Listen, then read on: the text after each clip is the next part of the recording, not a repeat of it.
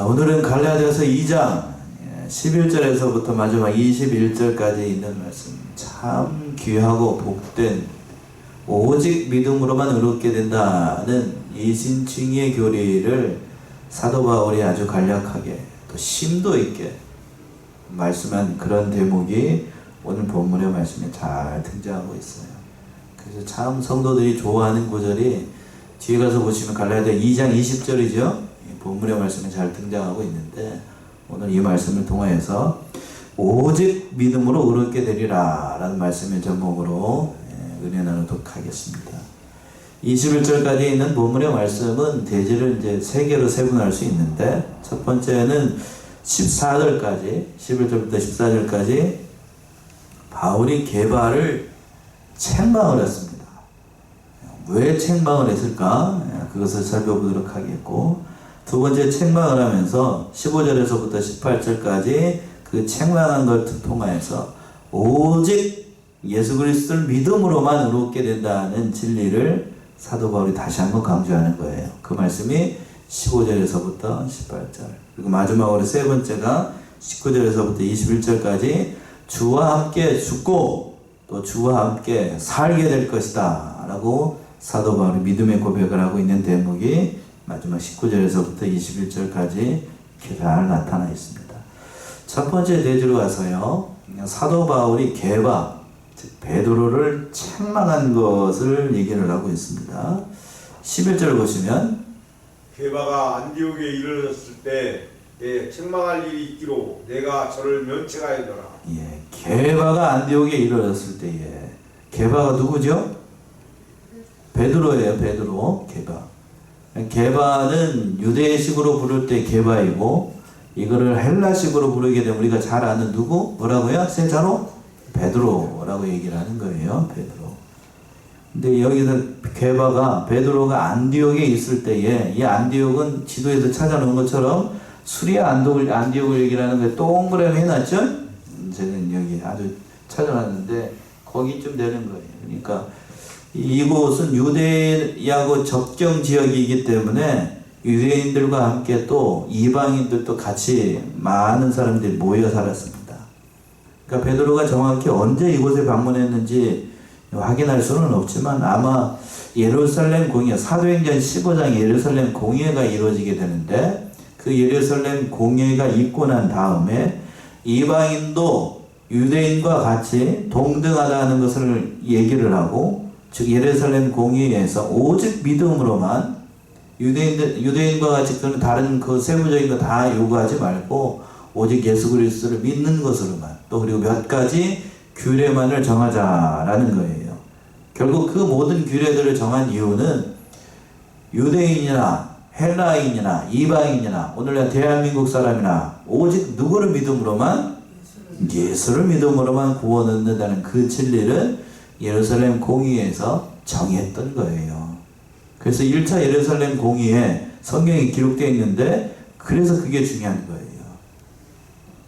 그런데 그렇게 정했음에도 불구하고 책망할 일이 있다라고 이제 1절 중반절에서 얘기했어요. 책망할 일이 있다는 얘기는 동등한 주의를 이제 사도 바울이 가지고 있다는 얘기도 담겨 있는 거고, 책망할 일이라는 건 뒤에 가서 더 잘 나오는데, 초대교회 때 기둥과 같이 여기는 그 베드로예요. 베드로. 예수님의 수제자지요. 수제자가 뒤에 가서 더 잘 나옵니다만, 진리를 어겼기 때문에, 진리를 벗어난 행동, 위선적인 행동을 했기 때문에, 사도 베드로의 그 위선적인 행동을 보고 바울이 아주 그 면전에다가 면책을 해버립니다. 참, 여러분 같으면 할 수 있을지 어떨지 알 수가 없습니다만, 여러분 같으면 할 만한 수 있을지 어떨지 알 수가 없어요. 자, 왜 그랬는가 하면 그 이유가 이제 12절부터 나오게 되는데, 12절 한번 보세요. 야고보에게서 온 어떤 이들이 이르기 전에 게바가 이방인과 함께 먹다가 저희가 오매 그가 할례자들을 두려워하여 떠나 물러가매. 야고보에게서 온 어떤 이들이 이르기 전에 이렇게 말씀하고 있는 걸 보면, 이 말씀은 야고보는 예루살렘 공회를 이끌고 있었던 의장이에요. 의장. 오늘날로 얘기한다고 하면 총회장입니다. 총회장. 우리 교단으로 얘기한다면 총회장이에요. 야고보가. 그 사람들이 이르기 전이라고 하는 건 예루살렘 공의가 이루어져 가지고 공통으로 이제 예루살렘 공의회를 소집하도록 사도 바울과 그 일행들이 요구를 했거든요. 그래서 공식적인 문서를 가지고 지금 안디옥 교회에 사람이 오기 전에 이르기 전에 야고보에서 보낸 어떤 사람들이 먼저 도착을 했다는 거예요. 그러니까 이 사람들은 어떤 사람들이냐면 공적인 문서를 가지고 온 사람들이 아니고 개인적으로 안디옥 교회에서 야고보가 보냈다가 방문했던 헬라파 유대인들이에요. 헬라파가 아니고 할례를 받아야만 구원을 얻을 수 있다라고 주장하는 그 사람들이 이 안디옥 교회에 먼저 도착을 했던 겁니다. 그러니까 게바가 같이 이방인들과 같이 밥을 먹고 있었어요. 근데 그 도착을 했을 때에 베드로가 같이 그 밥을 먹고 있었다고요. 베드로는 우리가 이제 지난 주일에 누구에 대해서 배웠죠? 고시즈본에서 난 인물 고넬료 그랬죠. 고넬료가 이방인입니까? 아니면 저기 유대인입니까? 이방인이죠. 로마의 백부장이니까 이방인이라고요. 그런데 고넬료도 다른 율법을 지켜서가 아니고 오직 누구를 믿어서만 예수를 믿어서 그 가정의 복을 받았죠. 그 계시의 말씀을 하나님께서 베드로에게 환상 중에서 기도를 할 때 이미 얘기를 했다고요. 사도행전 10장에서. 그러니까 베드로도 고넬료 가족들과 같이 그 성찬에 참여하고 같이 밥을 먹는 게 율법을 어기는 게 아니라는 사실을 깨달았어요. 그래서 같이 밥도 먹고 그 말씀이 이 말씀이에요. 이 말씀. 그래서 같이 밥을 먹었다고요. 밥 먹는 게 뭐 대수입니까 목사님? 그렇게 생각하면 안 돼요. 그때 당시는 그게 율법이었다고. 율법. 유대인들 정통 유대인들 유대의 율법에 젖어 있었던 사람들 이방인들하고 같이 식사를 한다고요? 안 한다고요? 안 한다고요. 옛날 조선시대 때에 양반들끼리만 같이 밥을 먹고 쌍놈들은 누구들끼리만? 그 사람들끼리만 밥을 먹었어. 종은 또 누구들끼리만? 종들끼리만 밥을 먹고. 제가 이제 어떤 영화를 봤는데요. 양반들이 농민이나 그때 조선시대 때에 농민이나 상공인이나 또 공업인들은 일반 그 중인 뭐라고 얘기를 해야 되나 일반 백성들이잖아요. 근데 그 양반들이 일반 백성들을 핍박한 것보다도 제가 어떤 영화를 봤는데 그 농민들이 그때 당시 조선시대 때에 백정이 뭐 하는 사람이죠? 고기 잡는 사람. 아주 천한 사람이라고요. 일반 농민들이 양반들이 일반 백성들을 핍박하는 것보다도 일반 백성들이 누구를 그 자기보다 더 밑에 있는 사람들이 핍박하는 걸 봤어요. 우리나라 역사만 그랬을까? 그런 똑같은 역사가 어디에 있었다고요? 유대사회도 있었어요. 유대사회. 그러니까 유대인들 입장에서 봤을 땐 이방인은 사람이 아니었던 겁니다. 여기 앉아있는 사람들은 다 사람이 아닌 거예요. 유대인 입장에서 보면. 그런데 정통 할례를 받는 그걸 중요하게 여기는 그 사람들이 베드로도 잘 아는 사람들이에요. 그 사람들이 안디옥 교회에 방문을 했던 겁니다. 베드로가 같이 밥 먹고 있다가 저 문 열고 우리 교회로 얘기하는 자정문 열고 딱 들어오는데 그 할례파 정통 유대인들이 딱 들어오는 거야. 밥을 먹고 있다가 베드로가 어떻게 된 거죠? 깜짝 놀란 거예요. 나 밥 안 먹었다? 그러면서 뒤로 싹싹싹 도망간 겁니다. 왜 그랬을까요? 그 사람들에게 걸면 잘못하게 되면 책망받아요. 그때 당시 율법이 그랬거든요. 이방인들과 같이 먹는 거는 금했기 때문에 물론 그게 율법이 아니에요. 그 잘못된 율법이죠. 잘못된 거. 그런데 그걸 보고 혹시라도 그 사람들께 책 잡힐까 봐서 피해 뒤로 살살 물러갔던 겁니다. 그런데 이러한 모든 행동들이 이미 앞에서도 말씀드렸던 것처럼 이미 베드로가 고넬료의 가정을 구원하면서 하나님의 계시로 말미암아 이 모든 율법들이 다 파해졌다는 것을, 다 회파됐다는 것을 알고 있으면서도 이런 유선적인 행동을 했던 거예요. 그러니까 얼마나 사도 바울 입장에서 봤을 때에는 이게 얼마나 잘못된 행동이겠어요. 그리고 사도행전 15장에서 보시게 되면 그것 때문에 그 일이 있기 전에 있고 난 다음에 사도 바울이 오직 믿음으로만 구원 얻는다는 것을 다시 한번 확증하기 위해서 예루살렘 공의에 그걸 정식으로 의제를 올렸어요. 누구만 믿으면 다른 거 필요 없고 누구만 믿으면 예수만 믿으면 구원 얻는다. 이걸 확증하기 위해서 예루살렘 1차 공의회가 열렸다고. 그래서 판결을 했습니다. 사도행전 15장의 내용이 그 내용이에요. 쭉 나오다가 사도행전 15장 한번 가보세요. 15장 19절에서부터 22절까지. 사도행전 15장 19절에서부터 22절. 15장 19절에서부터 22절. 그러므로 내 의견에는 이방인 중에서 하나님께로 돌아오는 자들을 괴롭게 말고 다만 우상의 더러운 것과 음행과 목매 죽인 것과 피를 멀리하라고 편지한 것이 가하니 이는 예로부터 각 성에서 모세를 전하는 자가 있어 안식일마다 회당에서 그 글을 읽음이라 하더라. 22절까지요. 이에 사도의 장로와 온 교회가 그 중에서 사람을 택하여 바울과 바나바와 함께 안디옥으로 보내기를 가결하니 곧 형제 중에 인도자인 바사바라 하는 유다와 실라더라. 예. 이 말씀이 이해가 됐죠? 그래서 사도행전 15장에 있는 내용이 사도 바울 일행 바나바를 비롯해가지고 그 사람들이 이 정식으로 예루살렘 공의에다가 요청을 한 거예요. 예수 그리스도를 믿는 것 외에 다른 것을 추가하지 말라. 이런 많은 의견이 있었다고요. 우리가 총회에 올라가게 되면 많은 목사님들이 여러 가지 얘기를 하다가 거기서도 사도행전 15장에서 경론이 있었어요. 그래서 결론은 어떻게 됐냐면 그러므로 내 의견에는 이라는 말은 이 그때 당시 총회장이었던 야고보가 한 말이에요. 야고보. 주님의 동생 야고보 뭐라고 얘기를 했냐면 그러므로 내 의견에는 이방인 중에서 하나님께로 돌아오는 자들을 뭐하게 하지 말자? 괴롭게 하지 말자. 우리가 지키는 것처럼 율법의 모든 것을 다 요구하면 율법을 모르는 이방인들 그걸 지킬 수 있을까요? 없을까요? 못 지키죠?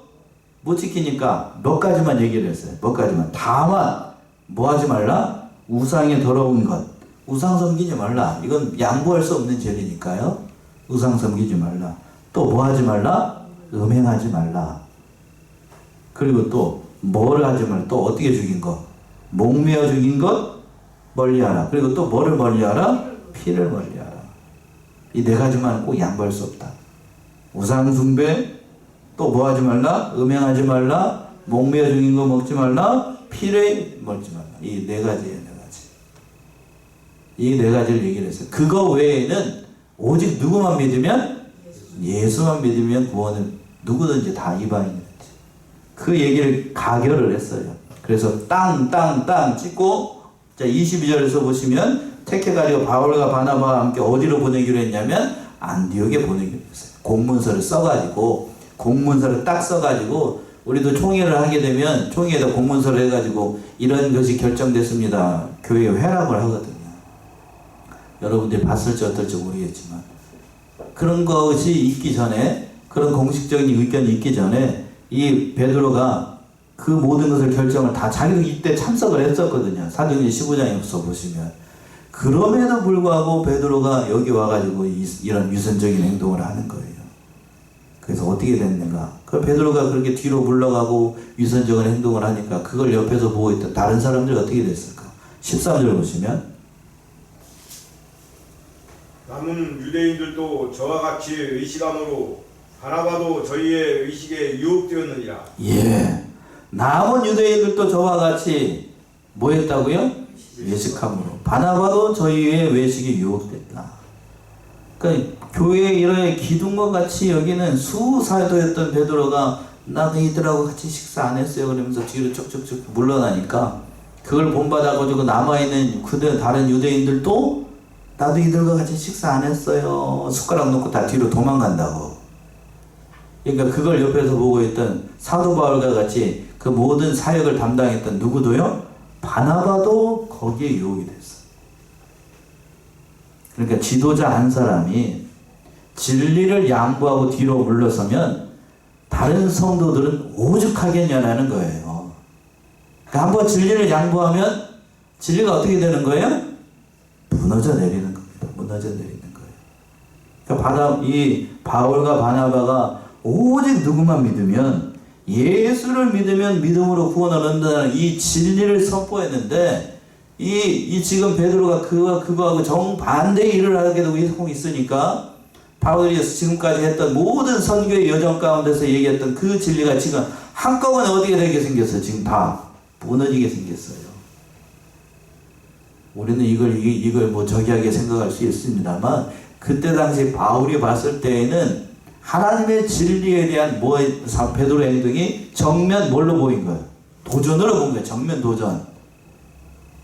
오직 뭘로만 구원을 얻는데, 예수 그리스도를 믿는 것으로만 구원을 얻는데, 베드로가 지금 뒤로 물러서면서 하는 행동이, 자기가 하는 행동이 뭔지를 모르니까, 여기서 보게 되면, 그러니까 이 베드로가 사람적으로 봤을 때는 그렇게 좋은 성격의 사람이 아니라는 걸 알 수 있죠. 진리적인 면에서 좀 유약한 면이 있고, 자기의 그 대사도였지만, 수사도였지만, 아직 그런 인간적인 결점이 아직 아직도 남아있다는 것을 우리가 알 수 있어요. 그리고 또 다른 한편으로 본다라고 하면, 유대의 율법, 나면서부터 지켰던 유대 율법에 그렇게 사도 베드로가 이렇게 뿌리 깊게 박혀 있었다고 하는 것, 율법이라고 하는 것을 벗어버리고 오직 예수로만 믿어서 구원 얻는다는 진리가 얼마나 귀한지를 그들이 알고 있었지만, 그걸 마음으로 실천하고 몸으로 실천한다는 것이 말처럼 그렇게 쉬운 게 아니었다는 것을 알 수가 있었어요.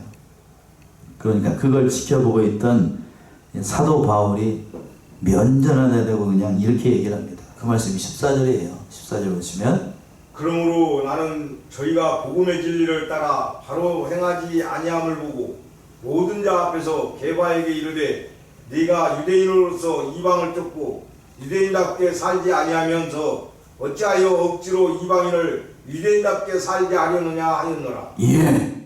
그러므로 나는 저희가 복음의 진리를 바로 따라 바로 행하지 아니함을 보고, 사도 바울 입장에서 봤을 때에는 사도 베드로가 하는 행동이 진리를 따라서 바로 행하는 게 아니었던 거예요. 그러니까 그냥 그 변전에 대고 뭐라고 얘기를 했냐면, 모든 자 앞에서, 누구 앞에서요? 모든 사람들이 지켜보는 앞에서 면전에다 대고, 대사도인 베드로의 면전에 대고 뭐라고 얘기를 했냐면, 네가 이걸 하라 그러면 여러분 같으면 할 수 있겠어요? 유대인으로서 이방을 쫓고 유대인답게 살지 아니하면서 어찌하여 억지로 이방인 유대인답게 살게 하느냐? 여러분 같으면 하나만 하겠어요? 예? 쉽지 않아요 이거? 다른 사람들 다 지켜보고 있다고요. 베드로는 초대교회 기둥과 같이 여기는 그런 사람이에요. 그런데 거기에 비하면 사도 바울은 서열상, 인간적인 서열상으로 보게 되면 사도들 중에서 자기가 이미 얘기했죠. 사도들 중에서 가장 작은 자라고 그랬습니다. 막내 사도쯤 되는 거예요. 알아듣기 쉽게 얘기한다라고 하면 저 같은 사람이고, 사도 베드로는 저 이병규 목사님 같은 사람인 거예요. 저 같은 사람이 와가지고 이병규 목사님 면전에 대고 이렇게 얘기를 했다. 어떻게 될까요? 한번 얘기해 보시죠. 어떻게 될까요? 살아남겠습니까? 못 살아남지. 못 살아납니다. 근데 여기서 두 사람의 성격을 우리가 알 수 있어요. 성품. 첫 번째, 사도 바울은 주와 복음을 위해서라면 자신의 일신의 안일이나 모든 것 양보하는 사람이 아니었다는 걸 알 수 있어요. 말 그대로 대쪽이었습니다. 이걸 좀 고급지게 표현한다라고 하면 강직한 거죠. 강직한 거예요. 누구도 두려워하지 않아요.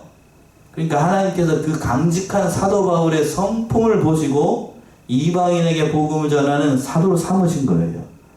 어떠한 외압이나 어떠한 어려움이 닥쳐도 누구는 꺾이지 않을 것을 아니까요. 바울은 꺾이지 않을 걸 아시니까 그 성품을 그대로 하나님께서 사용을 하십니다. 근데 베드로가 또 대단한 건 뭐냐면 저 밑에 있는 막내 사도쯤 되는 사도 베드로 면전하려고 모든 사람들이 다 혼자서 그냥 가가지고 베드로 사도 이거 이렇게 하면 안 되는 거 아니에요? 이렇게 얘기를 한 것도 아니고 다 지켜보는 앞에서 그 면전하다 대고 그냥 일어서가지고 이렇게 얘기를 해버렸어 그냥. 그러니까 그 모든 걸 사도 베드로가 다 받고 그걸 다 받아들였다고 하는 거예요. 그걸 얘기를 한 사람이나 그걸 가만히 듣고 있는 사람이나 둘 다 뭐 한 사람인가요? 대단한 거예요. 둘 다 대단한 거. 얘기를 한 사람도 대단한 거고 그 말을 가만히 듣고 자기가 잘못됐다는 걸 인정하고 모든 사람들 앞에서 그걸 다 인정을 하는 것도 참 사도 베드로. 그런 면에서는 왜 하나님께서 예수님께서 사도 베드로가 허물이 많고 죄가 많고 인간적인 실수도 많음에도 불구하고 수사도로 다시 세웠는지 여기에서도 다 드러나요. 사도 베드로는 주님이 책망하시면 책망하는 걸 어떻게 받습니까? 고깝게 생각 안 하고 그대로 받아요. 그대로 또 고치고 다시 또 일어섭니다. 다시 일어서요. 그러니까 하나님께서 예수님께서 수사도로 베드로를 사용을 하신 거예요. 근데 오늘날 이와 같은 일을 오늘날 성도들에게 이렇게 연결을 했다. 성도들 어떻게 될까요? 쉽지 않습니다. 삐져가지고 목사님이 나한테 그런 얘기를 했어. 세상에 그럴 수가 없어. 그러면서 다음 주부터 어떻게 됩니까? 옆에 있는 교회 등록해가지고 다시는 오지 않을 거예요. 다시는. 그게 오늘날 성도들이죠. 오늘날 성도. 그런데 베드로 입장에서 보게 된다라고 하면 참 여러 가지로 본받을 만한 두 사람이 참 귀한 사람이었어요. 그리고 난 다음에 두 번째 이제 15절에서 이하에서 보시게 되면 사람은 율법의 행위로 어렵게 되는 게 아니고 오직 믿음으로 어렵게 된다. 그 일이 있고 난 다음에 두 번째 대지에서 사도 바울이 이 진리의 말씀을 얘기를 하는 겁니다. 15절 보시면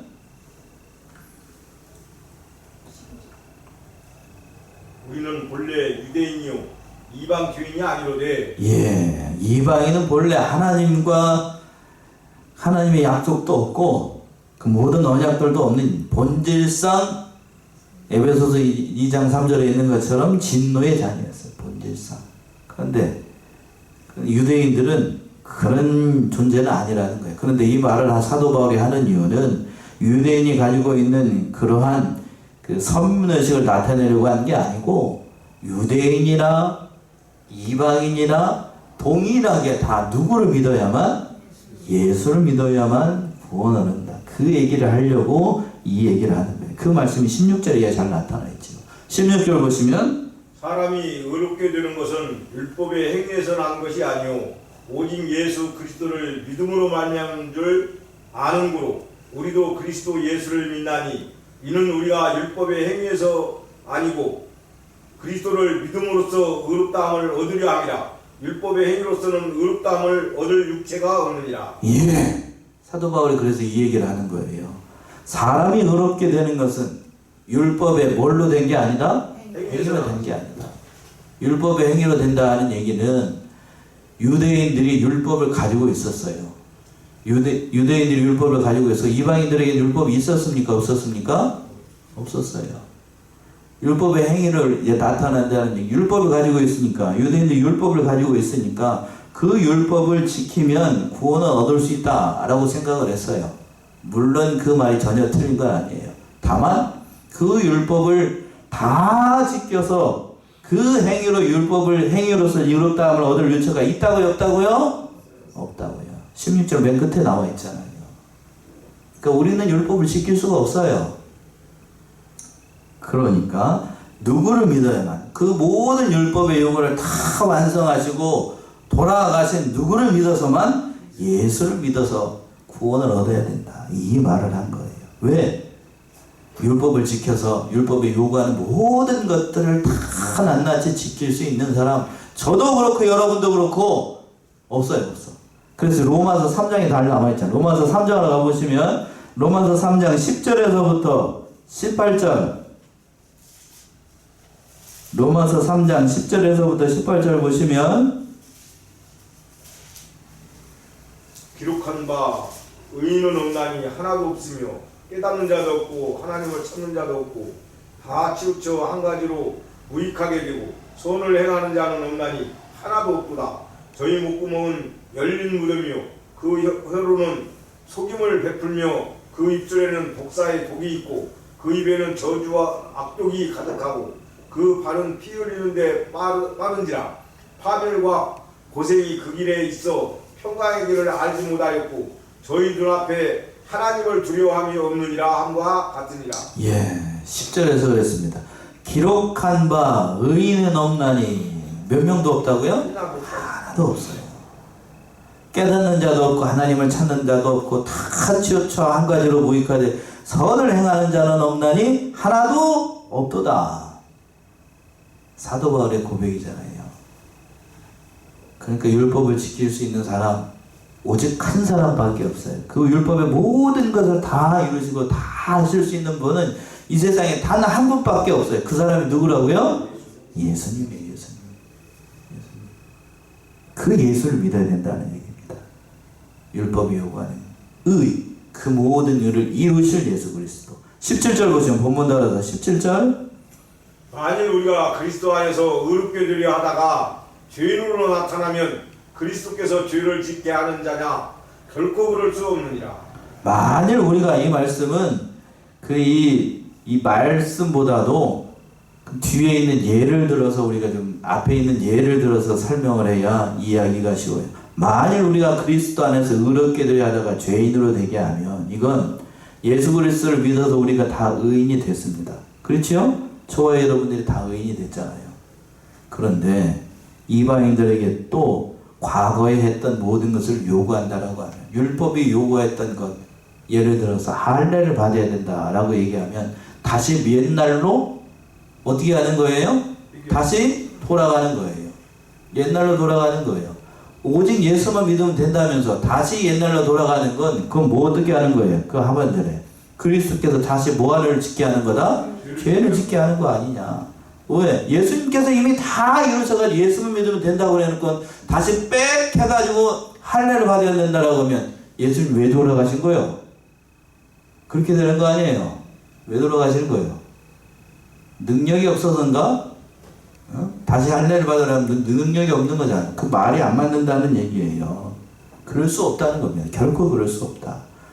또라서 18절 보시면 만일 내가 헐었던 것을 다시 세우면 내가 나를 범법한 자로 만드는 것이라. 예, 이 논리가 그 말씀 아닙니까? 내가 털었던 것 이미 예수님께서 율법의 모든 욕을 이루시고 다 헐어내버렸는데 그걸 다시 세우게 되면 내가 나를 스스로 뭐로 만드는 거예요? 범법자로 만드는 거예요. 당연한 논리 아닙니까? 당연한 논리. 그러니까 사도 바울이 그럴 수 없다라고 얘기를 하면서 19절 보시면 이제 세 번째 되죠. 19절 보시면 내가 율법으로 말미암아 율법을 향하여 죽었나니 이는 하나님을 향하여 살려 함이니라. 내가 율법으로 말미암아 율법을 향하여 죽었나니. 그러니까 왜 율법을 향해서 왜 죽었을까? 두 가지 의미가 있을 거예요. 첫 번째는 소극적인 의미로 율법적으로 볼 때에는 율법을 하나도 어기면 누구나 다 뭐가 되는 거예요? 다 죄인입니다. 누구나 다 죄인이야. 누구나 다. 율법을 행할 수가 없다고요. 그러니까 보다 적극적인 의미는 내가 죽어야만, 내가 죽어야만 율법이 향해서 죽어야만 누가 살아나시는 거예요? 예수님이 살아나셔. 그러니까 자기는 아무리 율법의 요구를 해도 자기는 아무것도 할 수 없어. 오직 누구만이 가능하니까? 예수님만이 가능하니까. 그러니까 그 말씀이 하반절에 있는 이 말씀이 그 말씀이에요. 이는 하나님을 향하여 살려 합니다. 예수만 나타나고 예수님께서 모든 것을 할 수 있다라고 이렇게 얘기를 하고 있는 거예요. 그러면서 20절에서 이 말씀이 있는 아주 주옥과 같은 말씀이죠. 20절 보시면 내가 그리스도와 함께 십자가에 못 박혔나니 그런즉 이제는 내가 산 것이 아니요 오직 내 안에 그리스도께서 사신 것이라. 이제 내가 육체 가운데 사는 것은 나를 사랑하사 나를 위하여 자기 몸을 버리신 하나님의 아들을 믿는 믿음 안에서 사는 것이라. 예, 20절 우리 같이 합독합시다. 20절 굉장히 중요한 말씀이고 여러분들이 참 좋아하는 구절이죠. 20절 시작. 내가 그리스도와 함께 십자가에 못 박혔나니 그런즉 이제 내가 산 것이 아니요 오직 내 안에 그리스도께서 사신 것이다. 이제 내가 육체 가운데 사는 것은 나를 사랑하사 나를 위하여 자기 몸을 버리신 하나님의 아들을 믿는 믿음 안에서 사는 것이다. 참 귀한 말씀입니다. 그러니까 내가 이제 그리스도와 함께 십자가에 못 박힌다고요. 내가 죽어야만, 역설적인 표현입니다만 내가 죽어야만 누가 나타나는 거예요? 예수님이 나타나는 거예요. 참 기독교의 신비를 나타내는 말씀인데 육체적으로 예수님께서 그 모든 일을 이루신 것이 영적으로 얘기한다라고 하면 그 모든 일이 나를 통해서 이루어진다고요. 신비예요. 기독교의 신비, 기독교의 신비. 이건 신학적으로 여러 가지로 얘기를 해요. 저도 공부를 해서 압니다만 이걸 대속의 진리, 대표의 원리, 무슨 원리 하면서 다 얘기를 하지만 결국 그 모든 원리들이 한 가지로 귀결이 됩니다. 누구를 믿어야? 믿음 안에서 되는 거예요. 예수를 믿는 믿음이 없으면 대표의 원리, 대속의 원리, 십자가의 모든 원리들이 다 물거품이 되는 거예요. 신학적으로 아무리 유능하게 얘기를 해도 그 바탕에는 뭐가 깔려 있냐면 누구를 믿는 믿음? 예수를 믿는 믿음이 있어야 돼요. 믿음이 있어야. 그 믿음이 없으면 설명이 안 됩니다. 머리로는 설명이 돼요. 저도 신대원에서 공부하면서 여러 그 신학자들 책도 있고 그랬습니다만 죄송한 얘기인데요. 안 믿는 사람일수록 논리적으로 이걸 잘 설명을 합니다. 역설 아닌가요? 예수 그리스도의 그 모든 것을 안 믿는 사람일수록 자유주의 신학자일수록 이것을 잘 설명을 해요. 논리적으로. 그런데 예수 그리스도의 보혈의 능력을 잘 믿는 사람일수록 어눌하게 설명을 합니다. 이 역설이에요. 역설. 그걸 따진다라고 하면 이 모든 것을 해결할 수 있는 것은 그 밑바탕에 뭐가 달려 있다는 거예요? 오직 예수를 믿는 믿음에 달려 있다는 거예요. 그걸 얘기하는 거예요. 그 얘기를 지금. 그래서 하반절 중반절 보시면 그런즉 이제 내가 산 것은 오직 내 안에 누가 사신 것이라? 그리스도께서 사신 것이라. 자기가 죽었는데 자기가 죽었기 때문에 누가 살아나는 것이고 예수님이 살아난 것이고 이제 내가 육체 가운데 사는 것은 나를 사랑하사 나를 위하여 자기 몸을 버리신 하나님의 아들을 믿는 뭐 안에서 사는 것이라? 믿음 안에서. 그래서 이 말씀을 하는 거예요. 그러니까 가장 중요한 건 뭐라는 얘기입니까? 믿음이라는 거예요. 믿음 안에서 살아야 된다. 마지막으로 21절 보시면 내가 하나님의 은혜를 패하지 아니하노니 만일 의롭게 되는 것이 율법으로 말미암으면 그리스도께서 헛되이 죽으셨느니라. 21절도 우리 합독합시다. 시작. 내가 하나님의 은혜를 패하지 아니하노니 만일 의롭게 되는 것이 율법으로 말미암았으면 그리스도께서 헛되이 죽으셨느냐. 맞나요? 율법으로 모든 것이 완성이 됐다라고 하면 믿음이 아니라 율법으로 모든 것이 완성이 됐다라고 하면 그리스도께서 헛되이 죽어 돌아가신 거예요. 그러니까 사도 바울이 얘기하고 싶은 건 앞에 20절에서 이미 얘기를 했어요. 그 아들을 믿는 뭐 안에서 살아야 된다? 믿음 안에서. 믿음 안에서. 이거 외에는 다른 방법이 없다는 얘기예요. 다른 길도 없다는 거예요. 구원의 길은 오직 누구밖에 없다? 예수밖에 없다. 그래서 의인은 뭘로 말미암아 산다? 믿음으로 말미암아 산다. 오늘 말씀의 제목입니다. 우리 사랑하는 성원의 성도님들 이 사실을 깨달아서 오직 의인은 믿음으로 옳게 된다는 사실을 깨달아서 그 믿음 가운데 사는 저와 여러분들이 다 되시기 바랍니다. 기도하겠습니다.